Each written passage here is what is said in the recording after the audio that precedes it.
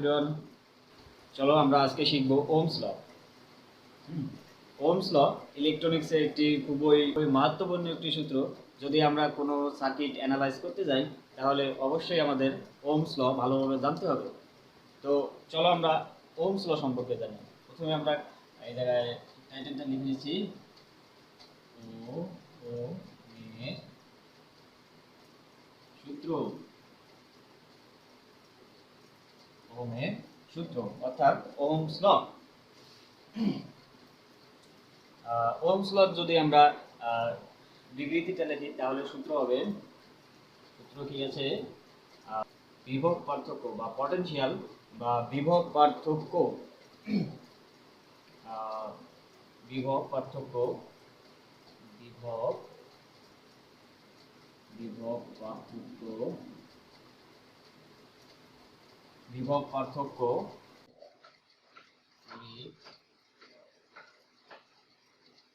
প্রবাহের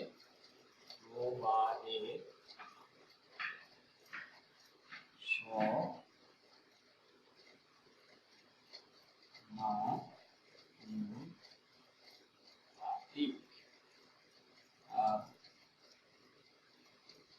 সূত্রটা হলো যে বিভব পার্থক্য তড়িৎ প্রবাহের সমানুপাতিক। অর্থাৎ আমরা এই সূত্র অনুযায়ী আমরা একটি ইকুয়েশন লিখতে পারি, তাহলে ভি বা বিভব পার্থক্য ইজ প্রপোর্শনাল টু বা সমানুপাতিক তড়িৎ প্রবাহ বা আই। অর্থাৎ বিভব পার্থক্য তড়িৎ প্রবাহের সমানুপাতিক। যদি আমরা আরো সহজ করে বলতে যাই এই সম্পর্কে, তাহলে যদি আমরা ভোল্টেজকে বৃদ্ধি করি তাহলে কারেন্ট বৃদ্ধি পাবে। ওকে, যেহেতু এটা সমানুপাতিক বা সমানুপাতিক, যেমন একটা যদি আমি বৃদ্ধি করি তাহলে আমার এর অ্যাক্রস দিলে আরেকটা বৃদ্ধি পাবে। অর্থাৎ এটা একটা ভারসাম্যপূর্ণ আচরণ করবে। একে আমরা আরো যদি সিম্পলিফাই করি তাহলে V is equal to R I. অর্থাৎ এই সমানুপাতিকের বিপরীতে আমরা এই জায়গায় আর আনতে পারি। আর হলো আমাদের সমানুপাতিক ধ্রুবক। অর্থাৎ এই জায়গায় আমাদের ভি ইজ ইকুয়াল টু বিভব পার্থক্য। ওকে, বিভব পার্থক্য আর আই তড়িৎ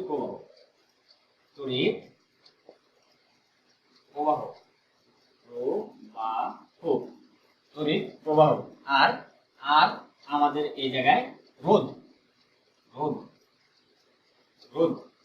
বা আমরা এই জায়গায় বলতে পারি যে এটা আমাদের প্রপোর্শনালিটি কনস্ট্যান্ট। ওকে, আমরা এই জায়গায় সুন্দরভাবে লিখে দিতে পারি যে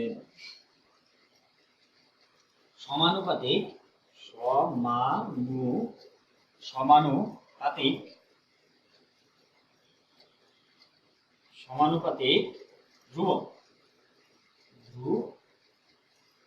ধ্রুবক। ওকে, সমানুপাতিক ধ্রুবক, একে আমরা রোধ বলবো, রোধ বলা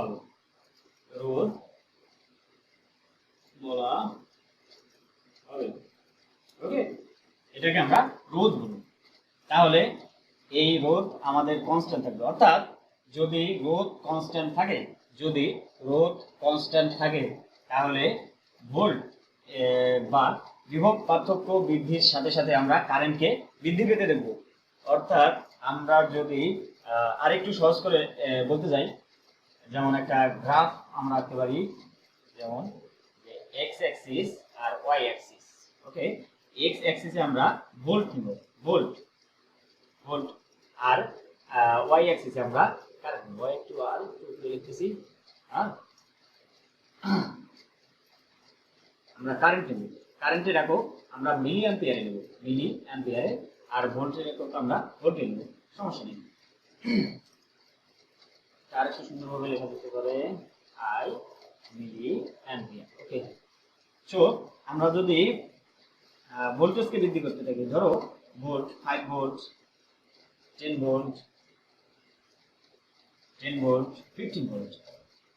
ওকে, আর এই জায়গায় যদি আমরা কারেন্ট দেই, যেমন আই আই যদি আমরা পাই তাহলে এই জায়গায় হবে যে ধরো 5 million pair, 10 million pair and 15 million pair. হ্যাঁ, এখন আমরা এই কার্ভটি বোঝার জন্য বা এই গ্রাফটি বোঝার জন্য আমরা একটি সিম্পল সার্কিট নিতে পারি। যেমন ধরো এটা একটা সার্কিট আর এটা একটা রেজিস্ট্যান্স। হ্যাঁ, রেজিস্ট্যান্স বা রোধ, রোধ, এই রোধ। রোধকে আমরা কি দ্বারা প্রকাশ করবো? আর দ্বারা প্রকাশ করবো। ধরো আর আমরা 1 কিলো ওহম নিচ্ছি। হ্যাঁ, আর আমরা 1 কিলো ওহম নিচ্ছি। আচ্ছা, দেখার জন্য একটু মুছে দিচ্ছি।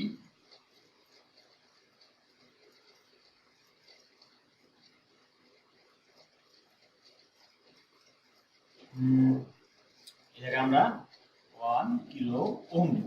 ওকে, 1 কিলো ওহম। আর এই জায়গায় যদি পজিটিভ নেই বা এই প্রান্ত আমাদের পজিটিভ,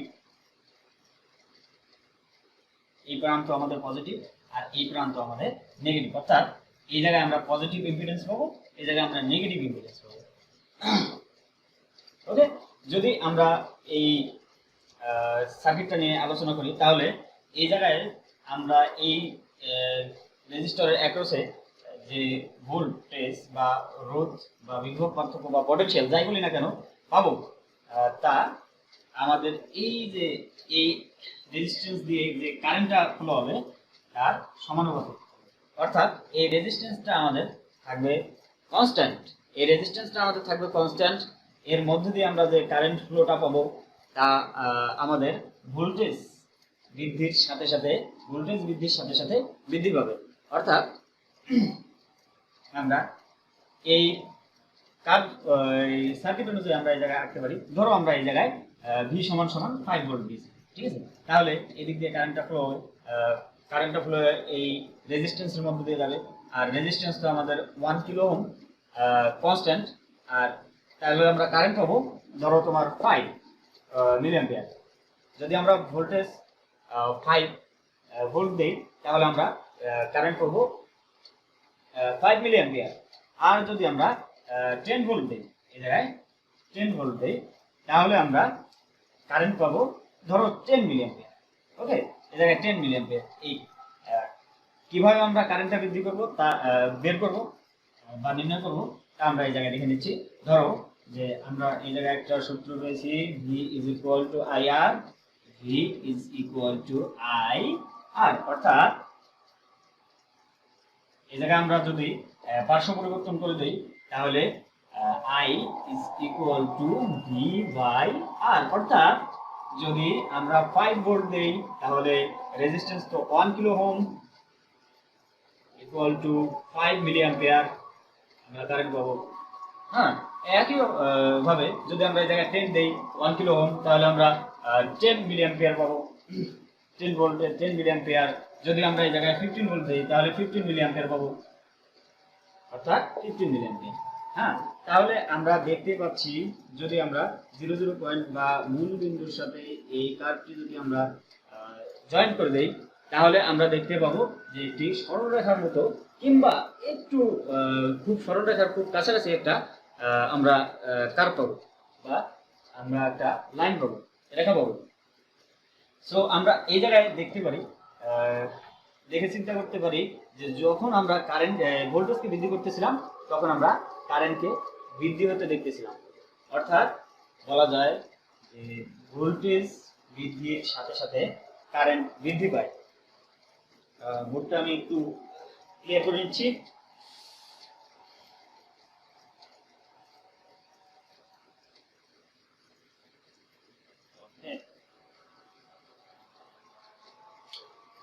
আমরা এখন বিভিন্ন প্যারামিটার বের করার নিয়মগুলো দেখব। যেমন আমরা ওহমস ল এর থেকে পেয়েছিলাম, ওহমসের সূত্র থেকে পেয়েছিলাম যে V is equal to R I। অর্থাৎ আমরা এই জায়গা থেকে ভোল্টেজ বের করতে পারি, এর জন্য আমরা একটি নিয়ম দেব। ধরো যে তুমি একটি ত্রিভুজ আঁকলা, ওকে, ত্রিভুজ আর একটু বড় মতো দিয়েছি, ধরো একটি ত্রিভুজ একটা, হ্যাঁ। এখন উপরে কি বসাবা, ভি আর আই, ওকে। এই জায়গা থেকে দেখো যে আই যখন আমরা পাবো বের করব তখন ভি বাই আর হবে, ভি বাই আর। অর্থাৎ আই যদি আমরা নির্ণয় করতে যাই তাহলে হবে যে ভি বাই আর। যদি আমরা আর নির্ণয় করতে যাই তাহলে জেনারেল নলেজে কি বলে যে আর সমান সমান ভি বাই আই। এই দেখো বাই আছে, তুমি একটু চিন্তা করা বন্ধ করে দাও, এইটা চিন্তা করো যে এই জায়গায় ভি বাই আই আছে, অর্থাৎ ভি বাই আই। আর এই জায়গায় দেখো ভি, এটা তো কোনো বাই নাই, অতএব ভি সমান সমান যদি আমরা দেখি তাহলে এই দুটো সমান, অর্থাৎ V is equal to I R, অর্থাৎ আর হোয়াটএভার যে কোনো কিছু হতে পারে, ওকে। আর আমরা এভাবে মনে রাখতে পারি যে V is equal to R I, অর্থাৎ এভাবে আমরা লিখতে পারি যে আমরা যদি এটা এপাশে নিয়ে আসি তাহলে এই পাশে গুণ অবস্থায় আছে, এই পাশে ভাগ অবস্থা হবে, সাধারণ নিয়ম, অর্থাৎ I is equal to V by R, okay. আবার যদি আমরা আইটাকে এই জায়গায় নিয়ে আসি তাহলে কি আমরা আর কি পাবো, R is equal to V by I, অর্থাৎ এই পাশে আই গুণ অবস্থায় আছে, আমরা যদি এই পাশে পার্শ্ব পরিবর্তন করি তাহলে আমাদের কি হবে, ভাগ অবস্থায় আসবে, ওকে। আর এটা তো V is equal to I R আছে। অতএব আমরা বিভিন্ন প্যারামিটার, এই ওহমস লয়ের বিভিন্ন প্যারামিটার বের করা শিখলাম, ওকে। বিভিন্ন প্যারামিটারের মান বের করা শিখলাম।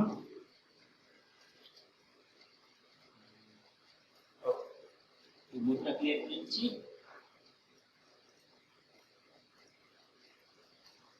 এখন আমরা একটি ছোট্ট ম্যাথ দেখব, অর্থাৎ যদি যদি P1, ওকে, যদি বিভব পার্থক্য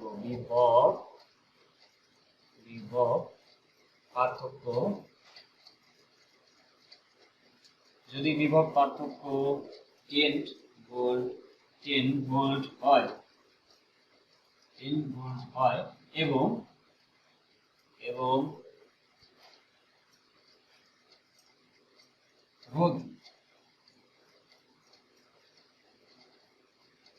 রোধ 2 কিলো ওহম হয়, তাহলে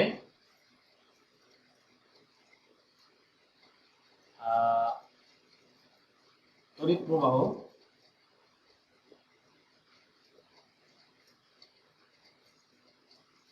কত হবে, ওকে।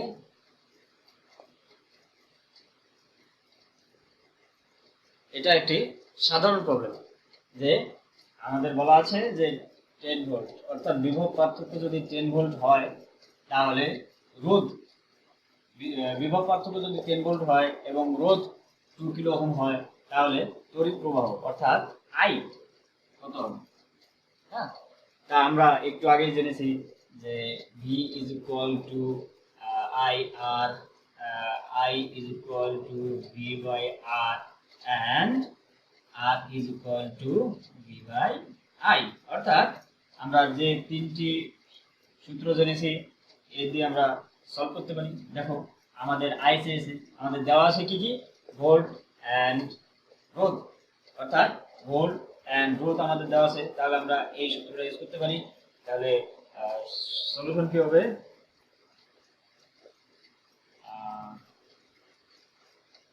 দেওয়া আছে আমাদের V is equal to 10 volt, I and R is equal to 2 kilo ohm, and